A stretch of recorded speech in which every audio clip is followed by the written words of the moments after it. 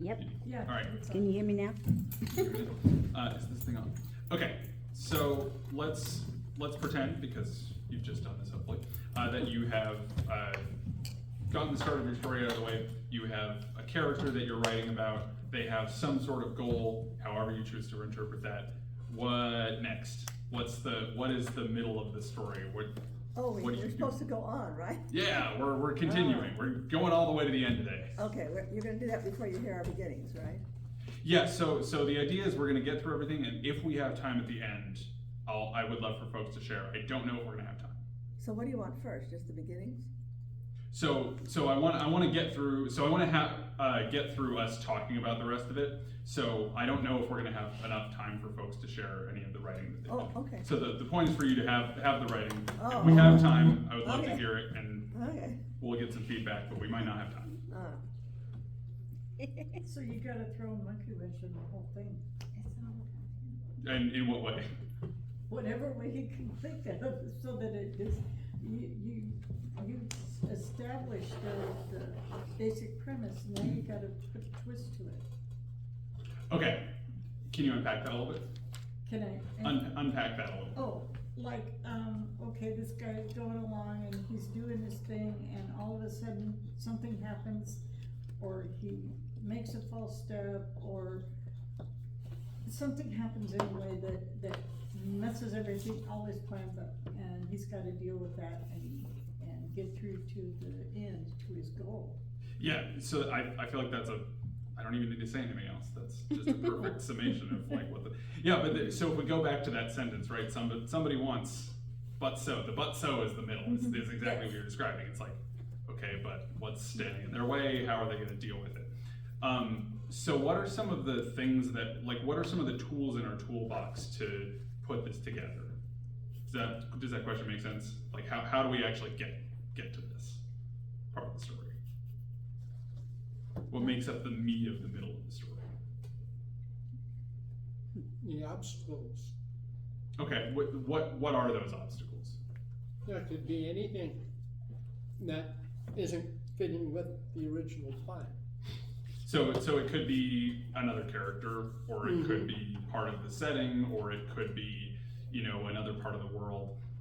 You can kind of use any of these story elements. But what I'm trying to get at here is the idea that, okay, so if we start a story with, we have a hook, we have a character, we have a goal, then we have to start thinking about, okay, how are we using all of these story elements that we've sort of set up?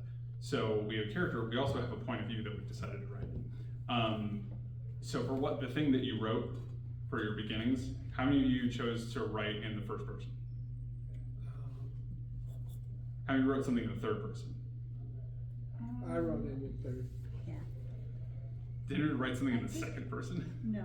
How do you do What's second the difference person? between the second and third? What was that?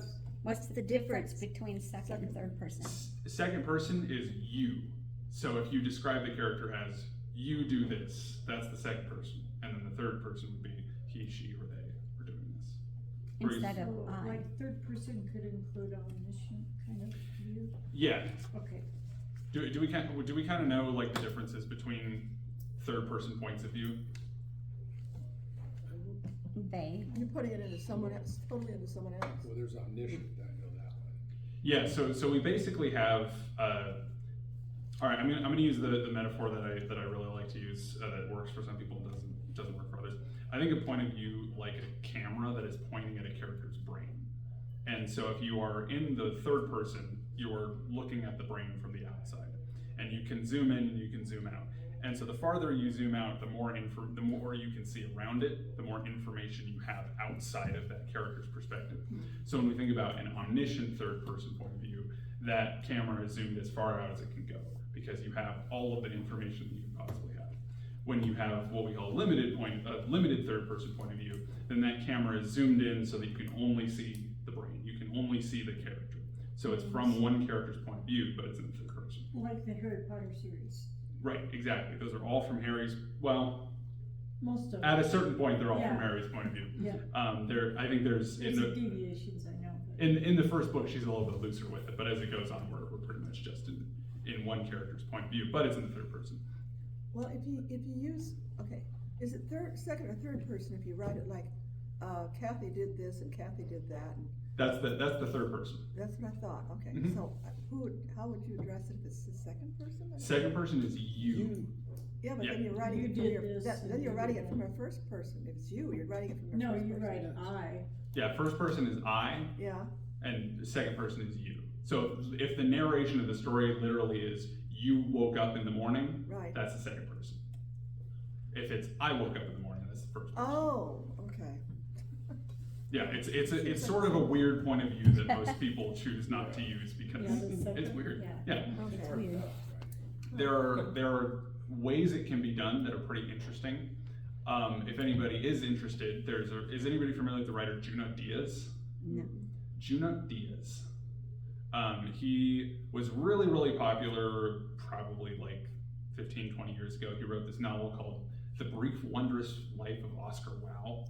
It's this really, really big novel he wrote, I want to say 2008. But he writes a lot of his short fiction in the second person. And it's really interesting. So I'd suggest checking that out.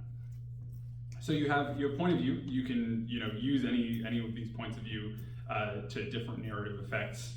The first person is typically going to be a lot more immediate. The third person is going to give you a little bit more control over the information that the character knows and what they don't know. and the first person too, you don't know what the narrator doesn't know unless somebody in the story tells them, Yeah, or she's, yeah, that's kind of, cause it's limited. yeah. This is what I tend to talk about as seeing around a character. So if you as the reader know information that the character does not, you're more able to see around them. You're more able to see their mistakes or the information that they maybe don't have, and you can make certain determinations about how you feel about them and what they're going to do. Whereas if you can't see around them, if you have a first-person narrator and you're only getting their perspective, and you don't have information that they don't have, then you kind of know that maybe there are other characters that do have information that the characters have. And this is where we get unreliable narrators, right? If you Yes. can't trust your first-person narrator. And that's fun too. Yes, that's a super fun thing to do. So point of view is one of our things that we can sort of flesh out in the middle of the story, right? So we establish it in the opening, we establish, okay, we're in the first person, we're in the third person. In the middle of the story, you go, okay, how are we gonna use this, right? What are some of those other story elements that we're establishing in the beginning and now we're kind of fleshing out? Other elements? Yeah, so we have point of view, we have character, for example. Oh, okay, Situation. Expand on that a little bit. Well, there's a situation that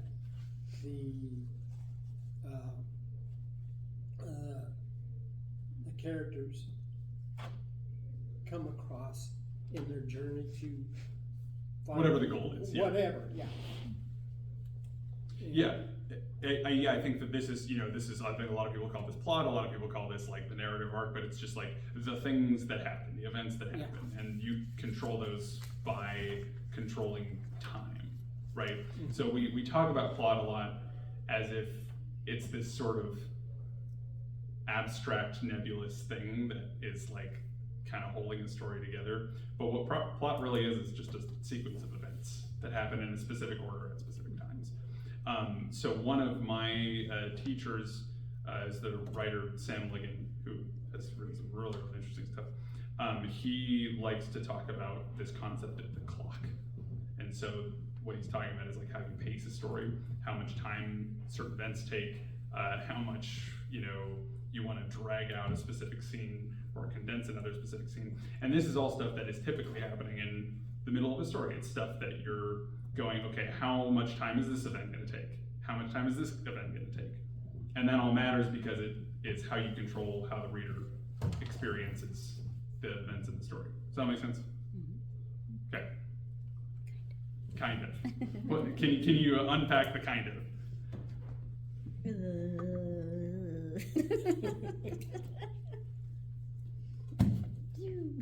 Okay. Basically what I'm trying to say is you have all of these elements that you're establishing at the top of the story. You have your point of view, you have your setting, you have your character, you have whatever the character's goal is. the point of the middle of the story, the meat of the story, is to get us from the beginning to the end. Oh, yeah. And in the middle section of the story, what you're doing is you're taking all that stuff you're setting up and you're going, how am I going to get from point A to point B? And so you have to figure out within that space, how do I control the time between point A and point B? How long is it going to take for the character to get from point A to point B? That's what you meant. Okay. How long is each section of that going to take? Yeah. Is there another word you could use for goal? I'm struggling with this idea that in the beginning, your character has to have a goal. So you could use like a desire or a want or something. So this is another Kurt Vonnegut thing. Your character should always want something, even if it's as simple as a glass of water. So the reason I like that is because you're right. Me framing it as a goal makes it seem like, oh, every character must have an overarching goal for the story, and when they get it, the story's over. Yeah. Which is not what I mean. What I mean is every character has to have motivation. They have to have something that they want. And not objective? Or they, Objective is another good that word they for it. care about, maybe? Sure. It's so it can be, for example, I read the beginning of Sinkhole, like the characters want to buy a house. Mm-hmm. We don't really know how that's gonna go, but that's what they want right off the bat. Or if we talk about the Karenang story, like the character wants to have a pet. Right? It's a lot simpler than just, okay, the character, Go ahead. oh, go for it, Sue. Well, you made me think of it, in that story that I wrote, the girls wanna jump on a bed Yeah. and not get in trouble. Yeah. And it's usually as simple as that, right? And so I'm glad that you brought this up, because I feel like me framing it as a goal makes it seem like it's this very neat bow tie thing that I don't think it really is. It's more, as readers, we are humans, and so we want things, and so we want to read about characters who want things. And that may not be the thing that the story is about, but if the characters didn't want anything, why are we reading about them? Why do we care about them? You know? Okay. So I want to read the middle section of this story that I really like, called The Elephant. This is a story by a Polish writer named Sławomir Mrożek. And just to set up the beginning, because I'm going to read a chunk out of the middle of it. It's a very short story if you want to look it up. We start off with, basically we're in a zoo that has like a budget shortfall and they can't afford an elephant. So the solution, okay, I'm gonna start here. They're trying to figure out how to buy an elephant. This communication must have reached a soulless official who regarded his duties in a purely bureaucratic manner and did not examine the heart of the matter, but following only the directive about reduction of expenditure, accepted the director's plan. On hearing the ministry's approval, the director issued instructions for the making of a rubber elephant. The carcass was to have been filled with air by 2 keepers blowing into it from opposite ends. To keep the operation secret, the work was to be completed during the night, because the people of the town, having heard that an elephant was joining the zoo, were anxious to see it. The director insisted on haste, also because he expected a bonus should his idea turn out to be a success. The 2 keepers locked themselves in a shed normally housing a workshop and began to blow. After 2 hours of hard blowing, they discovered that the rubber skin had risen only a few inches above the floor, and its bulge in no way resembled an elephant. The night progressed. Outside, human voices were stilled, and only the cry of the jackass interrupted the silence. Exhausted, the keeper stopped blowing and made sure that the air already inside the elephant should not escape. They were not young and were unaccustomed to this kind of work. "If we go on at this rate," said one of them, "we shan't finish by morning. And what am I supposed to tell my missus? She'll never believe me if I say I spent the night blowing up an elephant." Okay, so I'm gonna stop there. And the reason I wanted to read that section is because we have this setup of like, okay, the zoo, the director of the zoo like wants to have an elephant in the zoo, and he comes up with this scheme of like, okay, let's blow it up. So we get this but so thing, right? The but is A, the workers that he hired are like not into this. They do not want to spend the night blowing up an entire rubber elephant. B, it doesn't look like an elephant. So we have these things that keep getting in the way. And so we are kind of thinking as readers, like what's the question that we have about this as it goes on? How are they gonna get away with it? Yeah, or are they gonna get away with it? Yeah. Are they ever gonna get the elephant blown up? Right, yeah. So when I think about the function of the middle part of a story in relation to a character's desire or want or objective or however you want to say it, it's about not about them getting it, but about the things that occur, so that the situations, as you said, the things that occur that are in relation to that one desire, right? And so everything that happens, all the sequence of events that make up the plot are all in relation to whatever that desire is. Even if it's not a strong desire, even if it's not a, Yeah. important desire. Okay, I have one more thing that I wanna read, that is related to this, and then we'll do another quick writing exercise. So this is a much more recent story. This is by a writer named Leanne Ma. And the story is called Guilty Parties. And the setup of it is we have a character these characters are all in school in Hong Kong. And we have a character who's sort of, starting to make waves, and it's not really appreciated. And she has backtalked a teacher already once. From that day on, we took it upon ourselves to keep Natalie, the wild card, in check. We bribed student monitors with woven bracelets and chocolate bars, told every teacher they were our favorite, signed ourselves and Natalie up for the flag-raising roster the year we became old enough, believing that by being extra good, we could overcompensate for any of Natalie's potential missteps. Not that Natalie turned out to be much of a troublemaker. She eventually figured out the hair ties, and one wasn't even the most likely among us to be caught talking in class. In fact, in our group, she seemed to be more of a listener, a follower. But we liked to think that she needed us, and we liked being needed. It shamed us to admit the only time that need was asked of us, we failed to offer it. In our 6th grade class, Natalie waved a thin sheet of Chinese calligraphy paper in the air and said, "I don't understand why we still have to do this stupid exercise from ancient times. Sometimes I just do it on Sunday night before bed and get a B+.